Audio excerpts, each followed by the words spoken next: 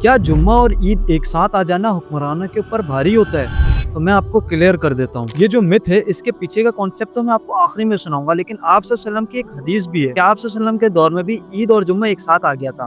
सुनन अबी माजा और सुनन अबी दाऊद में ये रिवायतें मिलती है कि हज़रत अबू हुरैरा रज़ी अल्लाह तआला फरमाते हैं कि आप सल्लल्लाहु अलैहि वसल्लम के दौर में भी ईद और जुम्मा एक साथ आ गया। तो आप सल्लल्लाहु अलैहि वसल्लम ने फरमाया, इस दिन तुम्हारी दो ईदें जमा हो गई, यानी ईद और जुम्मा। तो जो शख्स चाहे जुम्मा ना पढ़े उसे इजाजत है, लेकिन हम जुम्मा कायम करेंगे। तो इससे ये बात समझ आती है कि आप सल्लल्लाहु अलैहि वसल्लम ने जुम्मा ना पढ़ने की इजाजत दी, लेकिन खुद भी जुम्मे की नमाज कायम की है, क्योंकि उस दौर में सहाबी दूर दराज से आते थे ईद की नमाज पढ़ने, तो उनके लिए दोबारा जुम्मे की नमाज पढ़ने के लिए आना मुश्किल हो जाता। तो आप सल्लल्लाहु अलैहि वसल्लम ने जुम्मे की इजाजत दे दी थी। ये तो थी हदीस। अब आते हैं मिथ के पीछे का कॉन्सेप्ट। तो हुक्मरान और मुसलमान बादशाह ईद का और जुम्मे का खुतबा खुद दिया करते थे।